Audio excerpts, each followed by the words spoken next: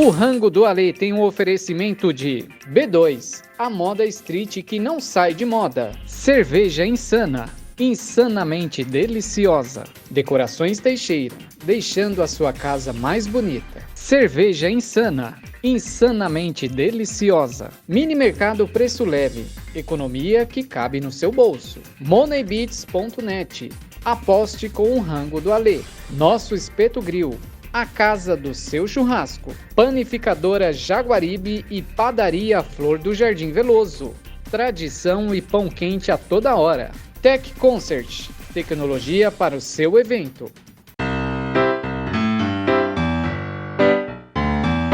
Começando mais um Rango do Ale, o Rango do Ale no estilo podcast, diferente, um bate-papo sempre com convidados especiais. E hoje, recebendo aqui um grande amigo, Francisco Rossi Júnior, o Ju, meu querido companheiro aí de longas datas aí de rádio, e agora com podcast, inovando sempre. Seja bem-vindo, Ju. Tudo bom, Ale? Obrigado pelo convite. Vamos ver aí, eu tô acostumado com o outro lado, né? Vamos ver como que eu me saio aqui sendo uma...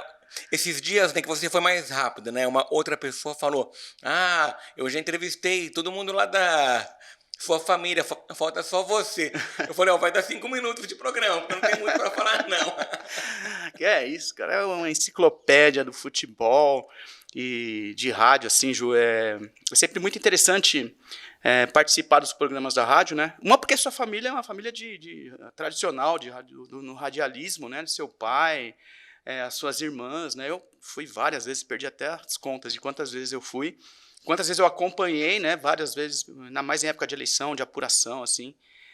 Faz uma cobertura bem completa aqui na região, acho que é a maior que tem aqui na região. Provavelmente, né? sim. Provavelmente sim, deve ser. E conheci vários amigos lá importantes para o radialismo nacional, né? E como que foi crescer, cara, nesse meio aí de tanta gente... importante para o mundo radiofônico? Cara, foi assim, a minha história com a rádio, a minha história, né? Ela é de uma certa forma mais recente, né? A rádio ela foi fundada em 1981, se não me falha a memória, no 29 de dezembro de 81. Então vai fazer agora, vai fazer no final de ano 42, 43, isso, né? por aí, né? Aí mas eu nunca tive muito contato. E ela, quando era criança, tal, né? De vez em quando conhecer. Uma época trabalhei lá como office boy, né? Aquela coisa do primeiro emprego, né? Que meu pai era, você começa aqui como office boy e vai, tipo, crescendo aqui. Né? Mas isso foi no final da década de 80, por aí. Eu era criança, adolescente, né? Meus 15, porque na época não tinha essa questão hoje legal, né? Uhum. Que você pode trabalhar a partir dos 18 anos, né? Naquela época era um pouquinho diferente. Mas enfim, né? Aí em 93 eu comecei a fazer a faculdade de jornalismo. Mas a minha intenção nunca foi rádio. A minha intenção era o impresso. Folha, Estadão, enfim. Porque, para quem não me conhece, você me conhece melhor, eu tenho um certo problema de fala, né? Eu sou um pouco gago, tá? Eu já fui bem pior, né? Mas era bem pior, né? Então, sofria, na época, né? Nem tinha essa palavra, né? Que era uma palavra nova, né? Sofria bullying, né? Na época a gente nem tinha consciência do que era isso, né? Óculos e gago, né? Já viu, né? O que eu sofria e tal. Enfim. Aí, em 93, comecei a faculdade de jornalismo, focando, a princípio, o impresso. E na época eu trabalhava, no Correio Paulista, eu acho, mas não como jornalista, na parte administrativa, alguma coisa assim. Eu estava começando e tal, até me colocavam para fazer alguns textos e tal. Era Correio Paulista? Acho que era, que às vezes a memória confunde um pouco. Aí eu tinha um amigo, um grande amigo, que é meu amigo até hoje, chamado Maurício Capella, que o sonho dele era fazer rádio.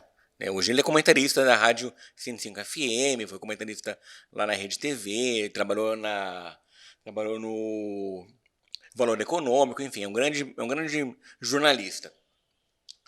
Aí ele se tornou faculdade o meu melhor amigo.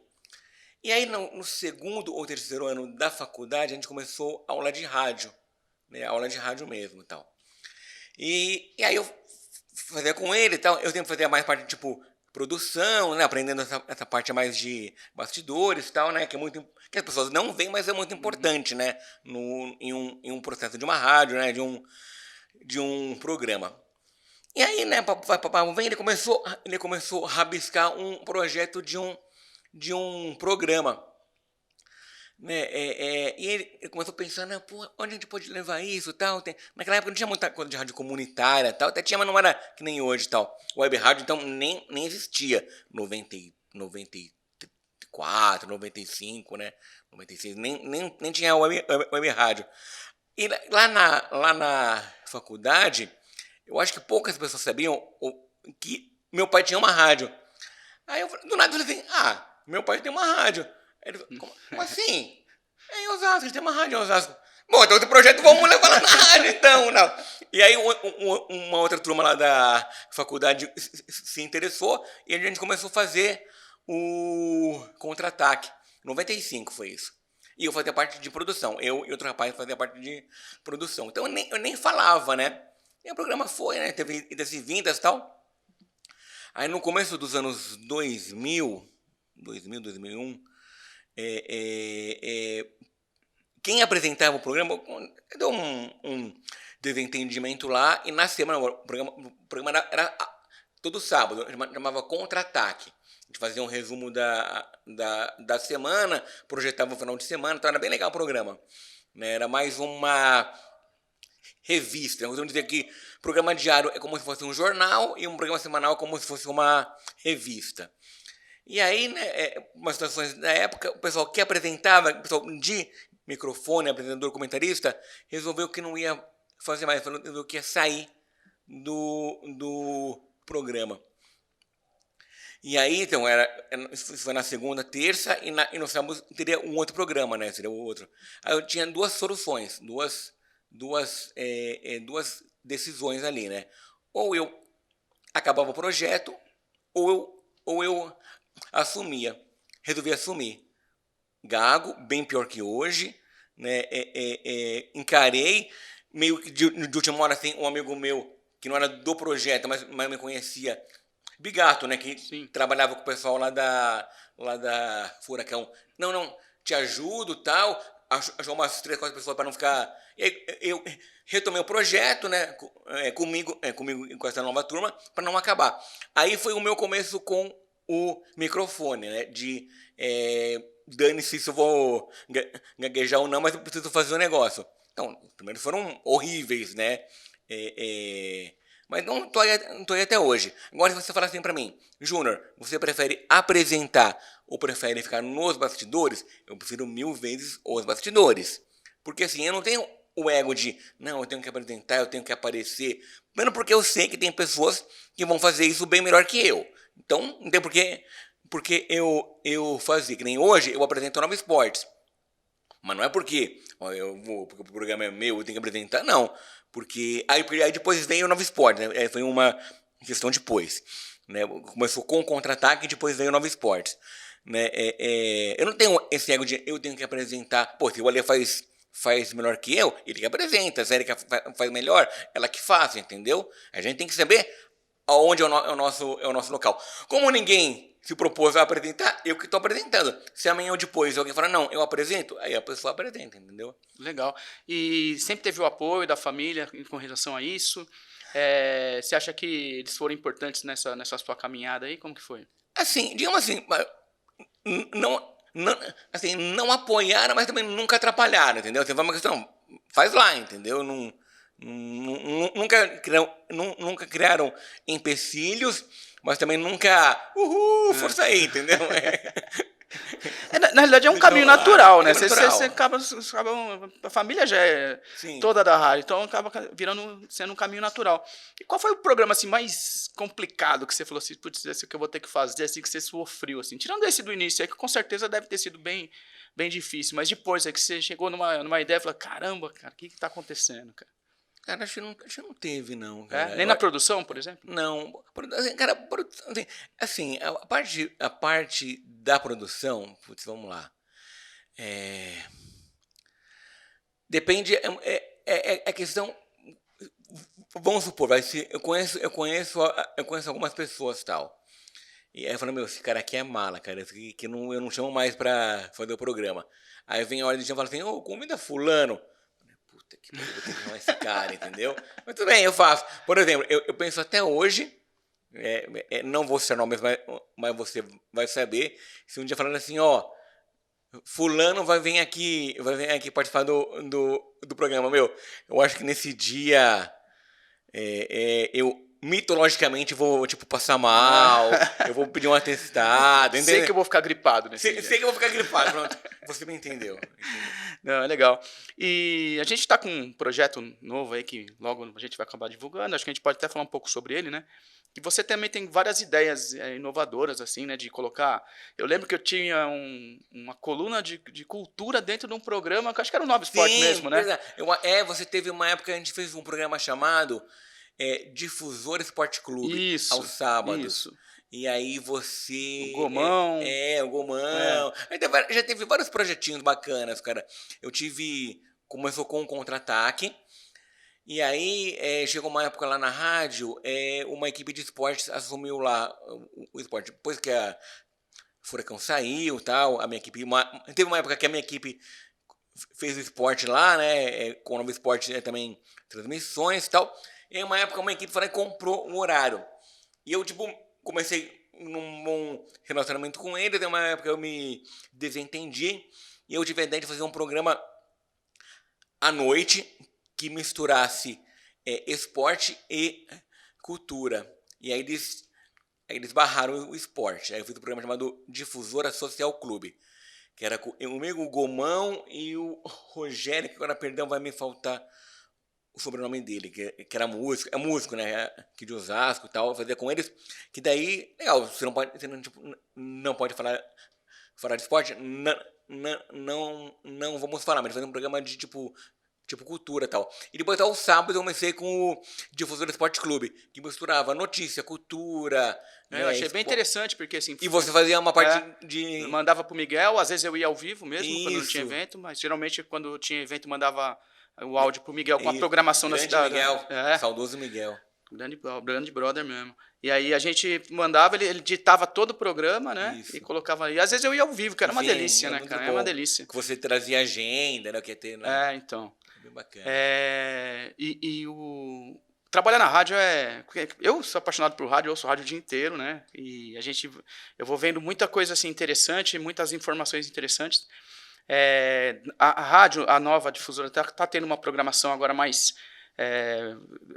bem variada agora. Eu tô vendo que tem uns programas bem variados lá. Os tradicionais seguem, né? Que não pode tirar também, que são... Eu acho que deve ser a vitrine da rádio, assim, né? Chefe, E vocês passaram tá numa fase muito importante, que eu sei que seu pai batalhou muito por isso, que é da AM migrar para FM. Para o FM, né? São várias situações que começaram assim, digamos, que tiveram processos simultâneos, são coisas diferentes, mas que aconteceram simultaneamente, que foi a questão da digitalização, né? Tá no YouTube, tem aplicativo, site e tal, e a migração do AM para o FM. Então eu costumo dizer o seguinte, minha irmã que fala isso, Ana Lúcia, e eu concordo com ela e eu repito. A Rádio Nova Difusora tem 41, 42 anos, mas no FM a gente é bebezinho, estamos com 2, 3 anos, entendeu? Estamos ganhando. Esquece o público de antes, porque agora, lógico, vai ter muita gente que vai vir, mas é um novo público, é uma nova roupagem, né? É uma nova programação, é FM, não é mais AM e tal. E aí tem esse processo aí, né, de reformulação, digamos assim, né, de mudança, né? A antena está pronta, a antena está fisicamente pronta, né? Aí tem a questão técnica que eu não entendo, né, para poder a antena começar mesmo a trabalhar e tal. E aí a projeção com ela pronta, né, ela em operação, é que pegue metade do estado de São Paulo. Projeção, né? Pode ser um pouco mais, pode ser um pouco menos, tal. Algumas partes do litoral também, né? E aí a gente tem que ter qualidade, né? Porque não adianta nada você ter um canhão e não ter qualidade, né? E aí, né? O que eu posso para ajudar é o seguinte: eu não tenho autonomia de falar, vamos fazer um programa assim o assado. Eu não tenho isso, mas a partir do momento que está no ar, eu tento ajudar, né? Sim. Da melhor forma possível. E isso você vê o poder do rádio, né? Quando surgiu a internet, tudo isso aqui, o que mais se ouvia falar é que o rádio ia acabar, que ninguém mais ia ouvir rádio. Mas isso, né? Isso se ouve desde sempre, né? Aí na década de 40. A TV ia acabar com o rádio. A TV ia acabar com o rádio. Aí começou a internet vai acabar com o rádio, aí questão tipo podcast, vai acabar com o rádio, e aí o YouTube vai acabar com o rádio. Não acaba, cara. O rádio, ele se adapta. O rádio se adapta. Então hoje, por exemplo, lá na rádio, você tem a opção raiz de ouvir pelo dial, você tem 9.9 FM, mas você tem o YouTube, você tem o Facebook, você tem o site, tem aplicativos. Lá na rádio nós temos alguns programas, tinha mais, agora caiu um pouquinho, que são podcasts mesmo, né, que são lá da rádio. Aí na rádio a gente tem um estúdio agora de podcast, que a gente pode tanto gravar material para a própria rádio, também as pessoas podem lá alugar e gravar para fora, entendeu?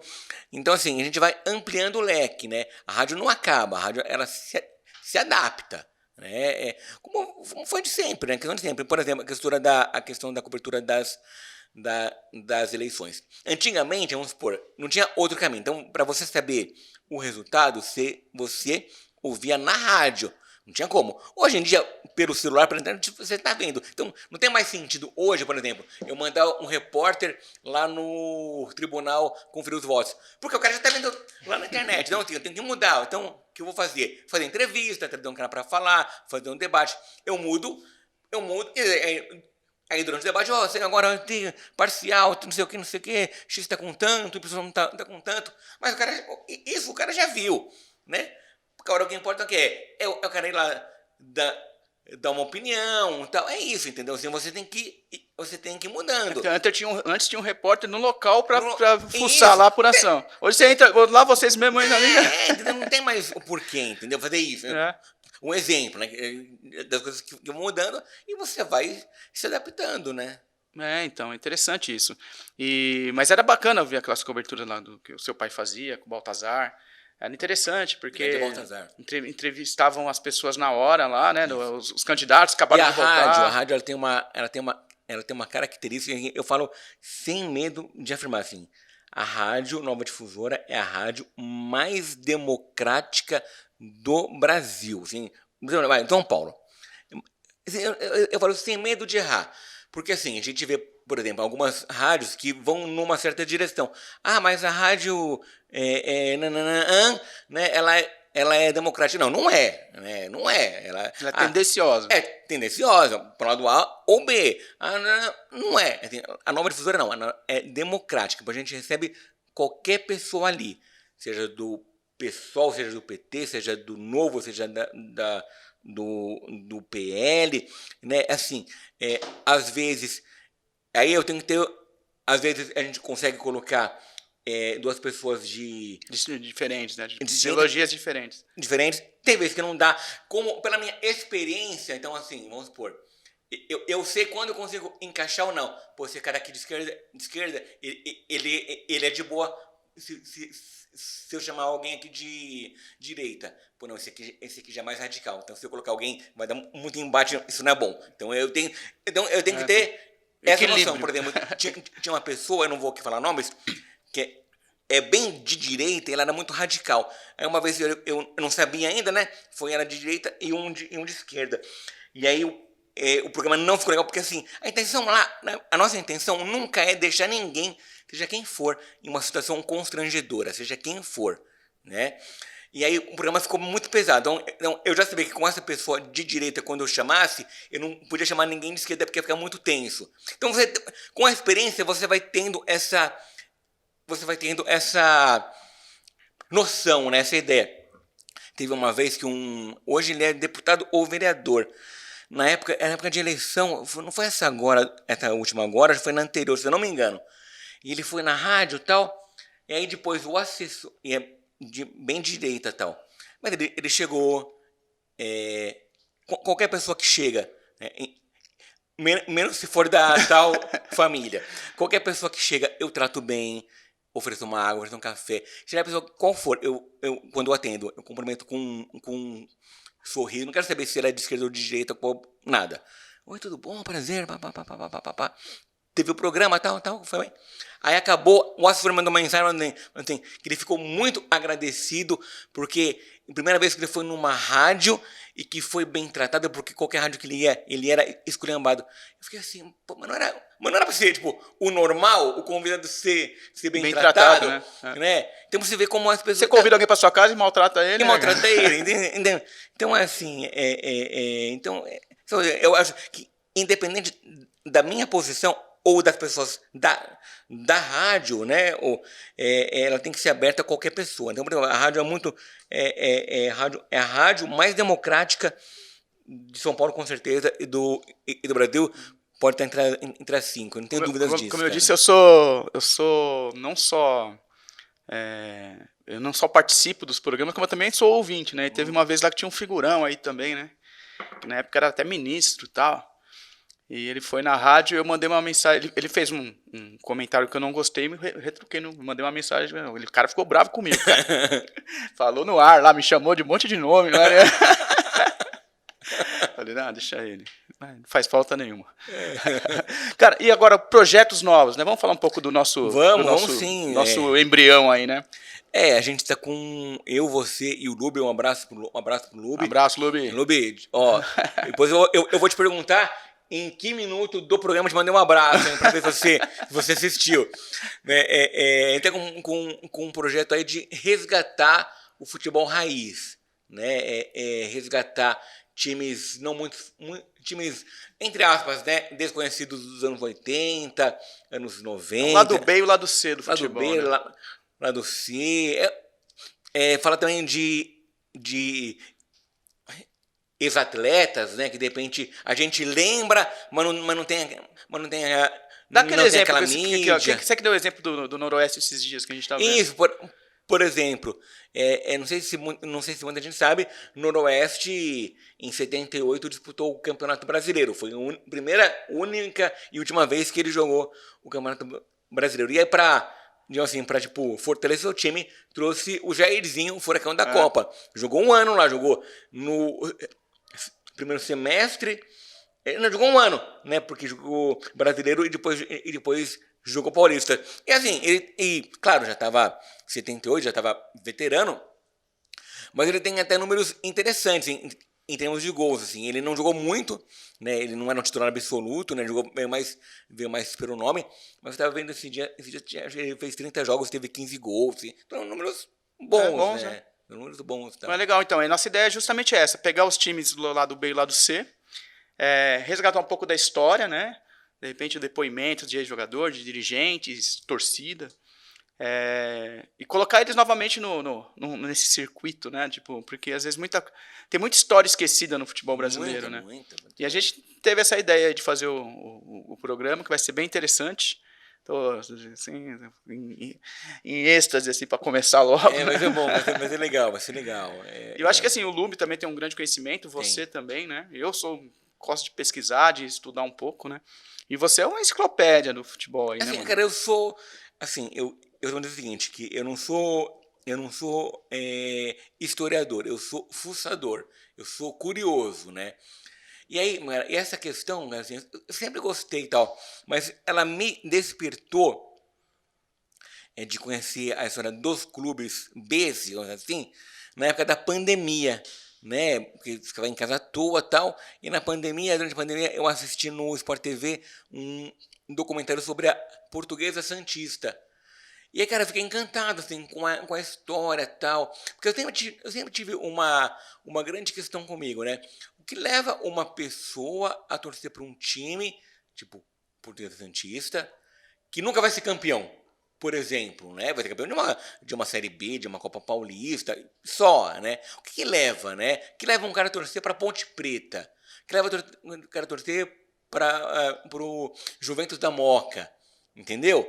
O que leva uma pessoa eu sempre tive isso comigo. E aí eu vi esse doc da Briosa, sensacional. Depois procurem aí, doc Português Santista deve ter algo e tal, que eu fiquei encantado. Aí isso me despertou pesquisar a história de outros clubes. Eu atuo mesmo, comecei a pesquisar a história do Juventus, da Portuguesa, do Olaria e tal. Eu não sei se você lembra de uma época, toda semana lá na época da pandemia, eu escalava, tipo, melhor... Sim.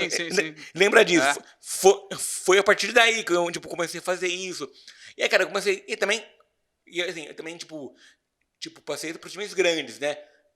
Comecei a pesquisar mais sobre Corinthians, São Paulo, Fluminense, Flamengo, Vasco.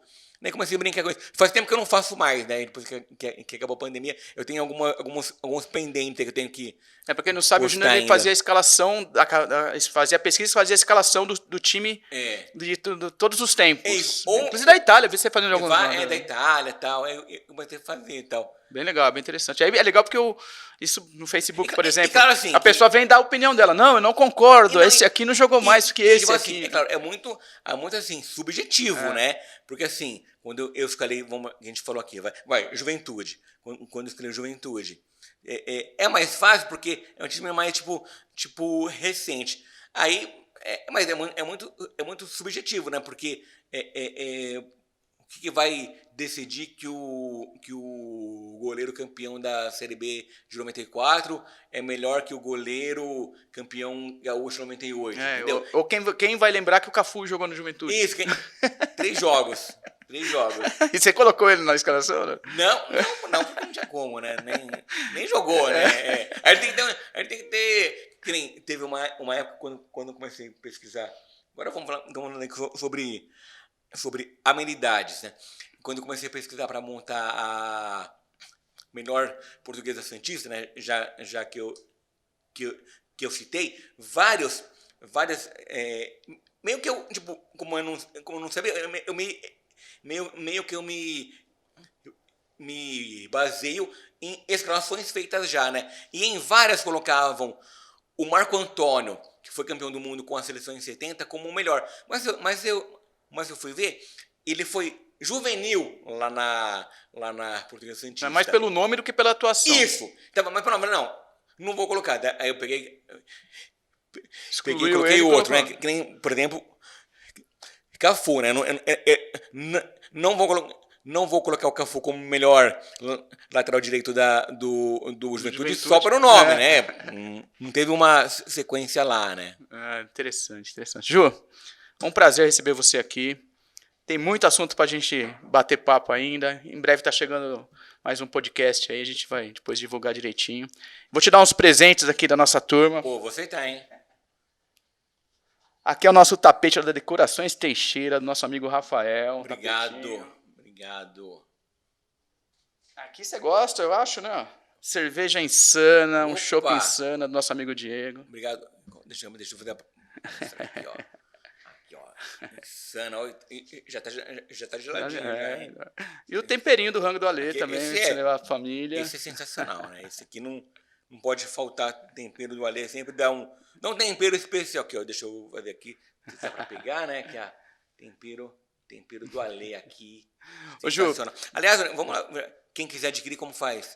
Isso aqui a gente vai estar... A gente está em fase de adaptação. O meu ganhei. Mas... A gente está em fase de adaptação, e daqui a pouco já vai estar nos comércios aí, a gente já está vendo parte de registrar marca, tudo mais, vai sair em breve. Maravilha. Ju, agradeço. É tão engraçado, né, cara? Porque assim, eu já fui convidado para o programa do seu pai, das suas irmãs.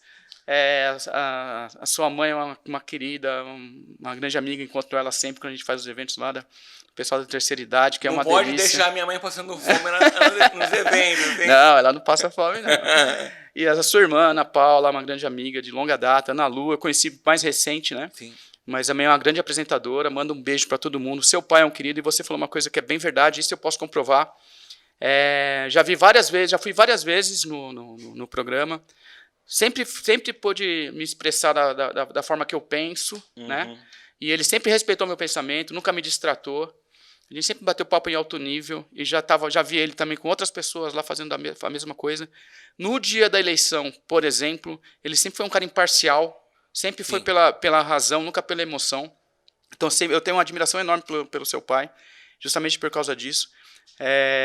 E você, cara, você é um grande amigo, um cara que eu conheci, que meu pai gosta pra caramba de você, mandou um grande abraço, inclusive eu estava ontem com ele.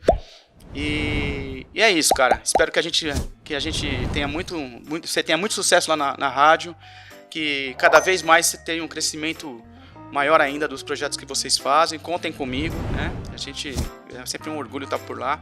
E em breve teremos mais um programa aí também para estar batendo um papo diariamente aí, né? Bacana, eu tô bem ansioso com esse projeto, que eu acho um projeto que vai ser muito bacana, viu? Eu tenho certeza disso. Obrigado, Ju.